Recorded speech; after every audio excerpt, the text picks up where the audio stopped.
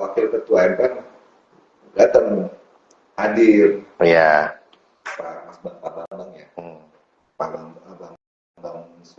Bang Suka ya, duduk di situ kan jarang-jarang RDPU dia hadir duduk, tiba-tiba Mahkamah KS dia duduk kan. Iya. Makanya sebetulnya dengan dari DPR tadi responsnya ya harus ditindaklanjuti dengan selanjutnya gitu loh. Jadi jangan sampai nanti ada KLB, ada Kongres gitu ya. Satu ini aja. Itu kan dengan hasil dari Komisi 3 itu, Komisi 3 terakhir itu kan seharusnya kan harapannya dari organisasi ini ada sesuatu solusi jalan keluar. Ternyata kan Pak Nurdin bilang kan masih tanda tanya, tanda petik lah ya. Ada beberapa poin kesimpulan tapi masih dalam kondisi tanda petik eksekusinya bagaimana. Nah ini kan beberapa tetap berjalan laporan, dipanggil hari ini, ada yang dipanggil ke Polda, kemudian ada isu, besok juga ada pemanggilan di Polda, dan ada lagi runtunan daftar nama yang siap untuk dipanggil ke Polda kan itu. Nah ditambah lagi ada isu pihak-pihak yang dilaporkan ini akan melaporkan balik. Itu tadi, makanya itu kan stop lah gitu kan, yang gitu stop gitu kan. Kalau udah direkomendasikan oleh Komisi 3 DPR, kalau udah seperti itu, kenapa kemudian masih berantakan kemana-mana gitu? Pertanyaannya, apakah laporan itu bisa berhenti seketika dengan adanya sebuah solusi dari Komisi 3? Ya, solusi itu kan adalah salah satu saran kan. Tapi laporan sudah masuk. Ngerti? Maksudnya gini, solusi itu adalah saran yang mau diterima atau enggak kan gitu ya. Kalau nggak diterima ya berarti kan lanjut tuh yang namanya laporan-laporan itu yang menurut saya sangat ini ya, sangat memprihatinkan. Harusnya dengan respon dari Komisi 3 itu sendiri dan kemudian merekomendasikan untuk ya sudah duduk bareng, ya sudah itu sebetulnya langkah yang terbaik gitu loh. LPG dicabut gitu. Ya harus. Ya dengan berbagai macam ininya itu harus kemudian clearkan, duduk sama-sama dinolkan gitu loh. Kan ada juga permintaan ya sudah mulai dari awal lagi kan? Iya, mulai dari nol. Mulai dari nol aja gitu ya. Mulai dari titik nol lagi.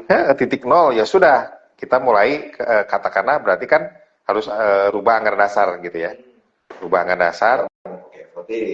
Voting, oke, voting nasional, silakan aja voting nasional kalau disepakati, yuk, nggak ada masalah. Itu bisa jadi proyek negara. Iya, walaupun itu tadi berarti kan apakah akan ini? Jadi jangan berpikir bahwa harus menang, ini pasti menang dan nggak usah pikir ke sana. Saya juga kan kalau nggak salah calon anggota DKP kan kalau nggak salah kan, ya tidak berarti harus misalkan. Kalau nggak ada yang milih saya ya sudah, ngapain? Kocok ulang gitu. Nggak masalah, kocok ulang soal kocok. Kocok ulang. Iya, nggak ada soal. Kalau buat saya sih sesuatu yang kalau untuk kepentingan organisasi kenapa enggak?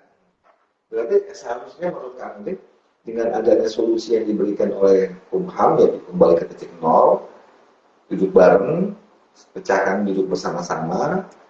Berarti laporan-laporannya harus sudah sirna ya. Harusnya itu, makanya. Cuman ya mungkin ini kesulitannya itu siapa yang akan memfasilitasi itu gitu loh. Kalau kemudian katakanlah kita sendiri yang berinisiatif, katakanlah pengurus-pengurus wilayah, pengurus pusat dalam tanda petik gitu ya, itu yang berinisiatif, kenapa enggak gitu loh. Kan akan lebih manis gitu kan. Bisa saja misalkan difasilitasi oleh kementerian atau katakanlah barang-barang menghadap ke kementerian. Tapi apakah akan mudah seperti itu ketika itu berkaitan dengan cuan? Nah itu yang saya bilang tadi, egonya itu harus turunkan dulu dong. Ya jadi tensinya itu turunkan dulu supaya apa? Supaya ketemu gitu loh. Kalau nggak kemudian diturunkan egonya ya nggak akan ketemu sampai kapanpun. Samakan dulu, iya. Kalau preferensinya nggak iya, kan mereka juga sama-sama orang-orang yang kenal. Bukan orang-orang yang tidak kenal loh. Teman semua, kita tahu suka ngopi bareng, suka makan bareng, kalau ketemu say hello. Ini kan coba lihat di medsos, wah ngomongnya pada nggak ini, atau di grup WA gitu ya, ngomongnya pada waduh. kacau gitu kalau bahasa ini Maya. Saya juga sangat malu kalau ngelihat itu mah gitu. Berarti kan meruntuhkan himne. Nah itu ya makanya kan belum ada kata terlambat untuk kemudian apa diperbaiki gitu loh. Saya kan memang cuma bisa ngomong begini ya karena apalah saya gitu kan hanya remah-remah memogi. Bisa menyampaikan pendapat secara seluruh. Tapi kan ini tetap aja sebuah pelanggaran. Sepakat nih, ini sebuah pelanggaran. Ya kalau disebut tadi kan pertanyaannya kan banyak kan terkait dengan apakah rembuk nasional itu iya bukan tidak sesuai dengan anggaran dasar rumah tangga kan gitu ya. Itu juga jelas tapi ya karena ini kemudian sudah sedemikian kan jalan damai itulah ya sudah ini jalan damai lah salah satunya dengan cara apa kembali ke anggaran dasar rumah tangga gitu loh. Iya. Nah perkara nanti kemudian akan dilanjutkan dengan proses perubahan anggaran dasar rumah tangga itu hal lain Oke. gitu. Oke, kembali ke anggaran dasar kalau terjadi perubahan atau tidak kembali ke awal pengurus dan anggota masing-masing. Ke anggota lah ya, anggota ini. Tapi kan sebuah pelanggaran itu tidak bisa ditutup mata. Ya, kalau kita hanya berkutat di situ nggak akan ada habisnya. Tapi apakah ada memaafkan kerusakan? Harus, harus di close case gitu ya. Termasuk penggunaan keuangan. Nah, makanya tadi saya bilang, saya kan tidak masuk ke dalam konteks bahwa ini ada pelanggaran keuangan, ada penyalahgunaan wewenang kan nggak masuk ke sana kan.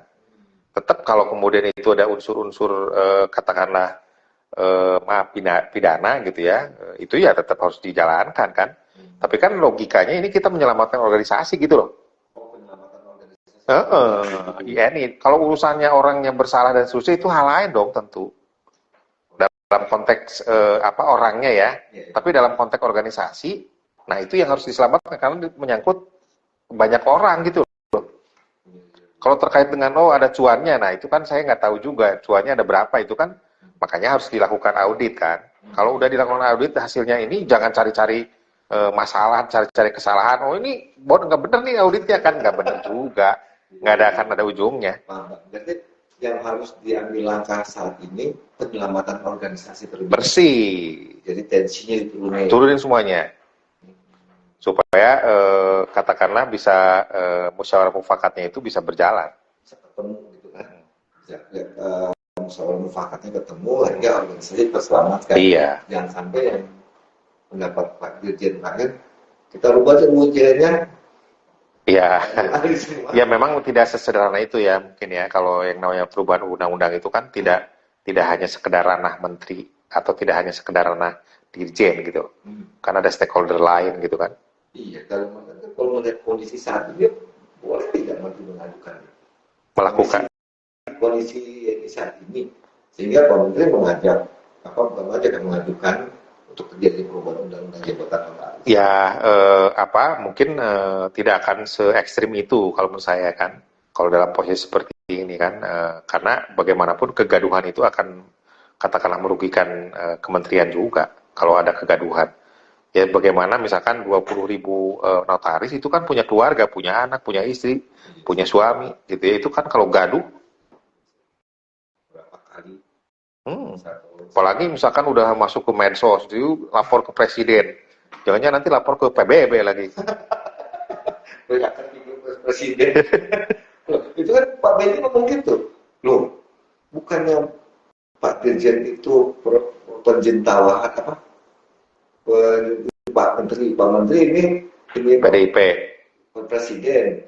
Loh, Menteri apa? Dirjennya kayak gitu mengambil keputusannya. Ya itu kan kalau kita Dirjen cerminnya Menteri, ya. cerminnya Presiden. Kalau nggak salah penafsirannya gitu lah dari Pak. Ya tetap kalau yang namanya organisasi yang namanya Komisi 3 itu kan kalau pada saat RDP itu kan tidak bisa kita kemudian menyimpulkan dari orang per orang kan. Tetap satu Komisi 3 itu yang di poin akhir aja kan. Di kesimpulan aja yang kemudian bisa dijadikan rujukan gitu. Jadi bukan pendapat pribadi itu kan salah satu yang kemudian mengarah ke kesimpulan. Kalau pendapat itu kan karena mereka orang politik sih ya. Iya, itu kan di situ bercabang-cabang kan gitu ya. Bahasa politiknya tapi tujuannya tetap sama. Iya. Nah, kita bisa pelanggaran kan. akan kan dikenal sebagai penegak kode etik. Iya.